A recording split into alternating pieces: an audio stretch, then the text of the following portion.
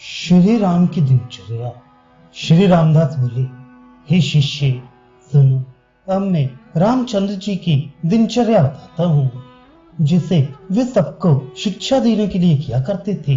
राम प्रतिदिन प्रातः काल गायकों के गीत तथा बाजों के मीठे स्वर सुनकर सीता के साथ जागते थे। इसके अनंतर शिव, देवी, गुरु, देवताओं, दशरथ, पवित्र तीर्थों, माताओं, देव मंदिरों, अनेक प्रकार के क्षेत्रों, अरण्यों, पर्वतों, सरोवरों, नदों और नदियों का स्मरण करके सीता को देखते थे। प्रणाम करती हुई सीता को उठाकर राम उनका हाथ पकड़े हुए मंच से उतरते थे। फिर बहुत सी दासियों से घिरे हुए जाते और आवश्यक कार्यों का संपादन करते थे। इसके बाद दासियों के साथ साथ क्रीड़ाशाला को जाते और वहां शौच विधि करने के पश्चात दंत शुद्धि करते थे। इसके अनंतर कभी घर पर और कभी सरयू में जाकर स्नान करते थे। जब सरयू स्नान को जाते तो पालकी पर सवार हो तथा बहुत से ब्राह्मणों से परिवेष्टित होकर जाते और तट पर पहुंचते ही पालकी से उतर जाते एवं पैदल चलकर सरयू के आगे पान दक्षिणा युक्त नारियल रखकर प्रणाम और प्रार्थना करते थे। फिर ब्राह्मणों के वेद घोष के साथ स्नान करती थी। इसके बाद प्रातःकालीन संध्या तथा ब्रह्म यज्ञ करके ब्राह्मणों को विविध प्रकार के दान देते और रथ पर सवार होकर महलों को लौटते थे। उस रथ में स्थान स्थान पर स्वर्ण सूत्र के बंधन लगे रहते और श्वेत वर्ण के वस्त्र लटकते रहते थे। सरयू में सारथी तथा घोड़े नहाए रहते थे। इसके अनंतर विधान पूर्वक हवन करके राम सादर शिव जी का पूजन करते और कौशल्या, सुमित्रा और कैकेयी की पूजा करते थे। फिर कामधेनु, कल्प वृक्ष, पारिजात, पुष्पक विमान, चिंतामणि, कौस्तव आदि की सीता के साथ साथ राम पूजा करते थे। पश्चात अगस्त्य, वट, विल्व, पीपल, तुलसी, शमी, पलाश, दूर्वा, राजवृक्ष तथा सूर्य भगवान की पूजा करके द्वार देवता को नमस्कार और पूजन करते थे।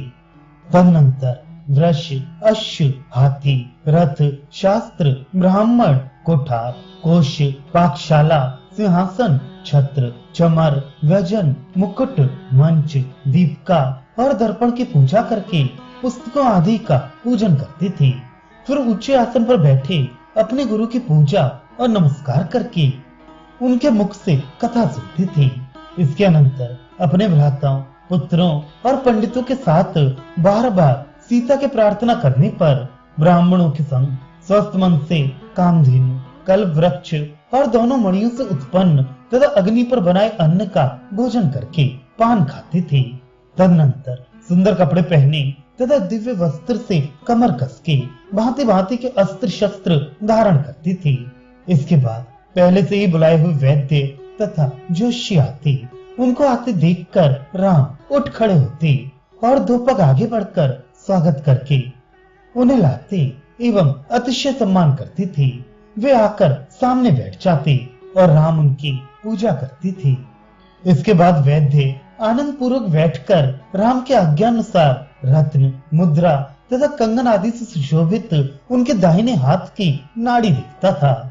हाथ के अंगूठे की नीचे वाली जो जीव साक्षिणी नाम की नाड़ी है, उसे देखकर वैद्यगण प्राणी के सुख दुख जान लिया करते हैं। इसलिए वह वैद्य अपनी सूक्ष्म बुद्धि से देखता और कान में कहता कि रात को ज्यादा मेहनत की है ना। वैद्य की बात सुनकर राम मुस्कुरा देती थी। इसके बाद राम दक्षिणा के साथ वैद्य जी को पान देती थी। तदनंतर जोशी जी स्वच्छ अक्षरों और चित्रों से सज्जित पंचांग फैलाकर राम के सामने बैठते और इस प्रकार मंगलाचरण तथा पंचांग श्रवण का महात्म्य सुनाते थे।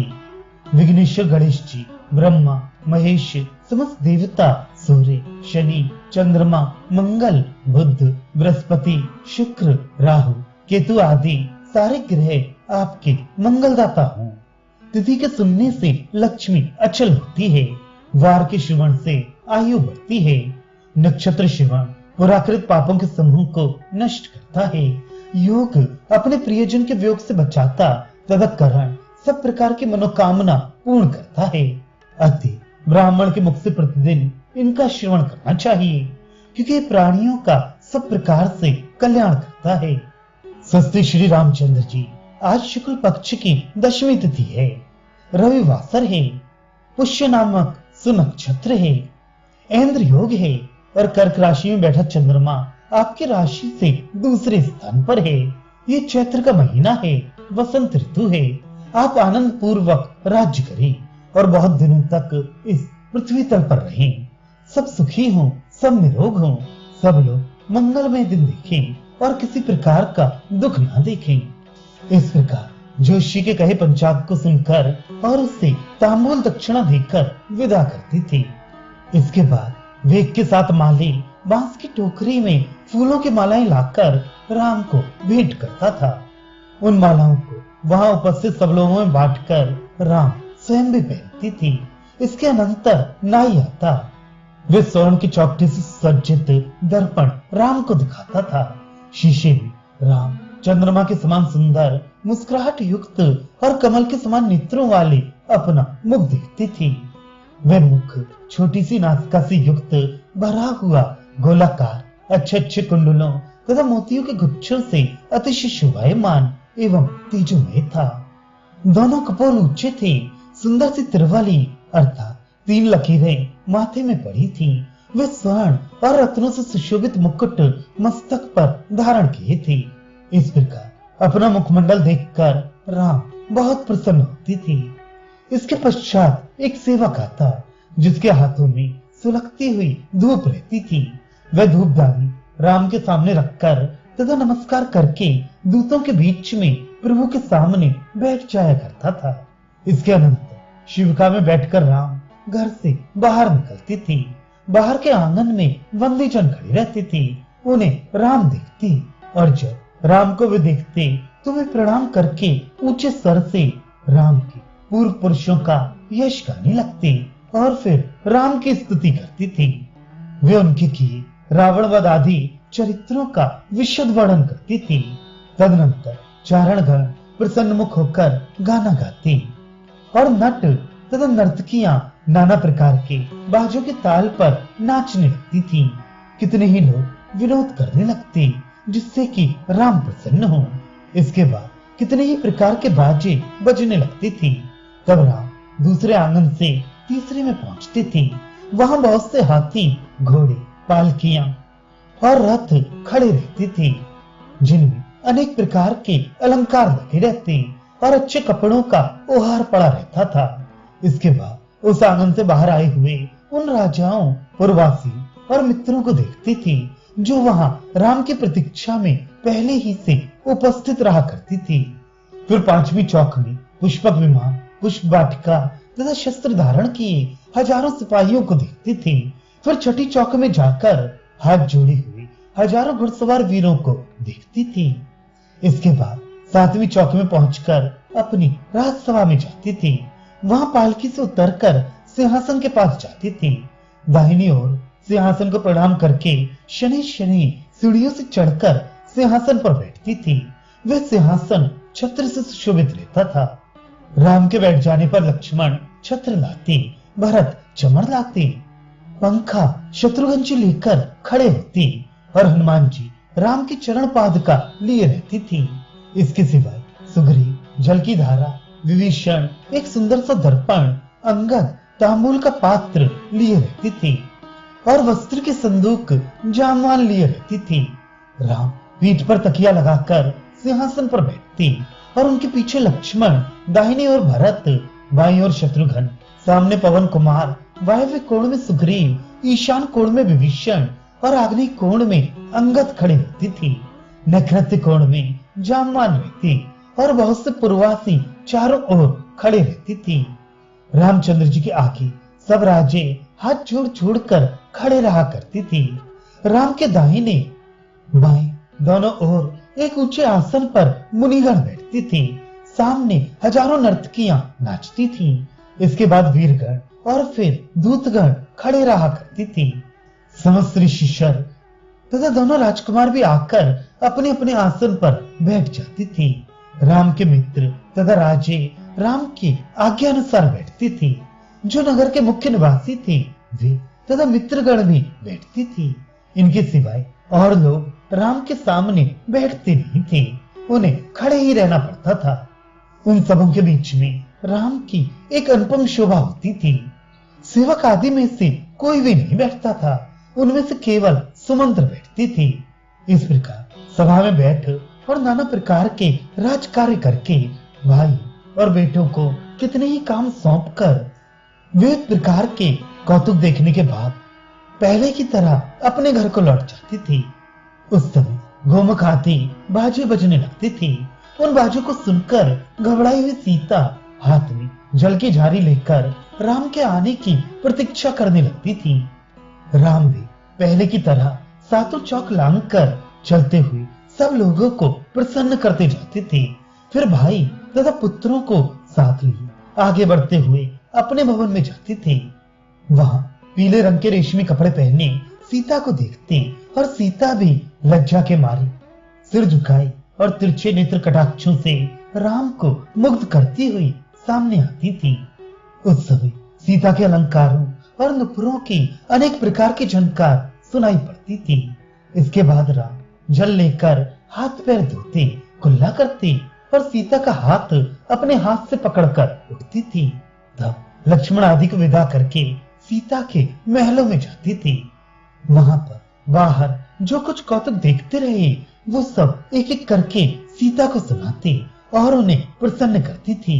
इसके बाद सब लोगों को भोजन का बुलावा भेजती और स्वयं स्नान करके मध्याह्न कालिक कर्म करती थी। पितरों का तर्पण करके शिव जी के लिए नैवेद्य अर्पण करती थी। फिर बलि वैश्यदेव करती और काक बलि आदि देती थी। तदनंतर भूत बलि देकर पितरों की सदा शब्द का उच्चारण करके तृप्त करती, काक बलि बाहर निकाल देती और उसके बाद आदर पूर्वक अतिथियों का सत्कार करती। ब्राह्मण और यतियों का पूजन कर लेने के पश्चात सामने तिपाही पर रखे हुए स्वर्ण के पात्रों में जानकी के हाथों अनेक प्रकार के पकवानों को सब लोगों के साथ खाती थी। उस समय सब पुत्र वधुएं उन लोगों को पंखा जला करती थी।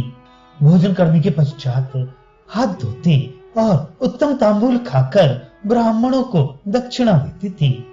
फिर 100 पग चलकर अपनी निंद्राशाला में पहुंच जाती थी। इसी बीच सीता भी भोजन करके राम के पास पहुंच जाती और वहां मल्ल के ऊपर बैठे हुए राम के पास बैठकर पंखा जलने लगती थी। बाद में राम सीता के साथ शैया पर शयन करती थी। तब दासियां उन पर पंखा झलने लगती थी। कुछ देर शयन करने के बाद सीता उठ जाती और राम भी जाग जाती थी। तब राम सीता के साथ बुद्धि बल से कुछ देर तक चौसर आदि के खेल खेलती थी। फिर अंगूर की झाड़ी के नीचे बनी फुहारे आदि देखती थी। फिर पिंजरे में पाले हुए पक्षियों को देखती थी। तत्पश्चात सीढ़ी के मार्ग से सर्वोच्च प्रासाद पर चढ़ जाती और वहां से वनों और बगीचों से अलंकृत बाजारों तथा गलियों से अतिरंजित अपनी अयोध्यापुरी को देखती थी। फिर धीरे धीरे गौशाला में जाती और वहां की गौओं को देखा करती थी। इसके अनंतर दासियों समेत सीता को घर भेजती थी और स्वयं फुहारे की ओर जाती थी। वहां लक्ष्मण आदि भ्राता राम को सविनय प्रणाम करती थी। फिर उनको साथ लेकर राम धीरे धीरे अश्वशाला को जाते। वहां घोड़ों को देखकर गजशाला और उष्टशाला को देखते हुए अस्त्रशाला तथा व्याघ्रशाला का अवलोकन करती थी। फिर शिविका शाला और महिषीशाला में जाकर शिविकाओं तथा भैंसों को देखने के बाद रथशाला देखती थी। तत्पश्चात एक रथ पर सवार होकर शनि शनि बाहर की तरफ जाया करती थी। बाद में महल के सातों चौकों को लांघते एवं पहले की तरह उपस्थित सब लोगों को देखते हुए 8वें फाटक वाले आंगन में पहुंचती थी। वहां पर लड़ाइयों में काम आने वाले कितने ही यंत्र तथा बहुत सी तोपें रखी रहती थी। उन्हें देखकर दूतों के निवास स्थान तथा तृण काष्ठ आदि के संग्रह भवन को देखने के अनंतर 9वें आंगन में पहुंचती थी। वहां ये देखती कि हाथ में शस्त्र लिए घोड़े और हाथी पर सवार होकर सिपाही रात दिन अपने अपने स्थानों की रक्षा कर रहे हैं। इस प्रकार 9 कक्षाओं को लांघकर कोट के चारों ओर जल से भरी बाहर की 9 खाइयों को देखती थी। इसके बाद राजमार्ग से चलकर अयोध्या को देखते हुए शीघ्र पुरद्वार पर पहुंचती और वहां पर रहने वाले द्वार रक्षकों की देखरेख करती थी। फिर अयोध्या की 9 कक्षाओं को लांघकर जल और अग्नि से परिपूर्ण 9 परीक्षाएं और अनेक बाग बगीचे के कौतुक देखती हुई अपने भाई और पुत्रों के साथ सरयू के तीर पर पहुंचती थी। वहां एक अच्छी नौका पर बैठ कुछ देर तक सैर करती, सेना के शिविर में जाती और सैनिकों के साथ सभा में बैठती थी। वहां कुछ समय तक नर्तकियों के नृत्य देखकर पुरी में लौट आया करती थी। तदनंतर सभा में जाती और पूर्व में जो कहाई हैं उन सबके साथ लक्ष्मण आदि भ्राताओं से सेवित होकर सिंहासन पर बैठती थी। वहां अनेक कार्यों को करने के पश्चात भाई और पुत्रों को अपने अपने घर जाने की आज्ञा देकर स्वयं भी अपने घर चले जाती थी। सायंकाल के समय विधि पूर्वक संध्या और हवन करके धूप, दीप, गंध आदि उपचारों से भक्ति पूर्वक शिव जी की पूजा करती थी। फिर भोजन करके पुत्रों तथा बांधवों के साथ पालकी में बैठकर देवताओं के मंदिरों को जाती थी। साकेतपुरी के सब मंदिर में जाकर शिव आदि देवताओं को नमस्कार करके फल फूल से पूजन करती थी। उन्हीं देवालयों में थोड़ी देर तक हरे कीर्तन सुनती तथा गड़काओं का नृत्य देखती थी। इस प्रकार विविध कौतुकों को देखकर राम बहुत प्रसन्न होती थी। तदनंतर देवताओं की सवारी के कौतुक देखती थी। इसके बाद सवारी पर चढ़कर रत्न के बने दीपकों के प्रकाश में चलती हुई राजमार्ग से अपने घर जाती थी। फिर पुत्र तथा भ्राताओं के साथ कुछ देर तक इधर उधर की बातें करती और 1.5 पहर रात बीतने के बाद रथशाला में प्रविष्ट होती थी। उधर सीता अपनी रथशाला में फूलों की शैया बिछाकर राम के आने की प्रतीक्षा करती रहती थी। वे राम को आते देखती तो तुरंत आगे बढ़ती और उनका हाथ पकड़कर रथशाला के भीतर ले जाती थी। वहां सीता की सेवा में उपस्थित दासियों को विदा करके रामचंद्र कमरे की सारी खिड़कियां खोलकर शैया पर बैठती थी। इसके बाद सीता का हाथ पकड़कर उन्हें भी बिठाती और विविध क्रीड़ा करके सीता को प्रसन्न करने लग जाती थी। इस प्रकार प्रसन्न राम को देखकर एकदम सीता ने लज्जित भाव से पूछा,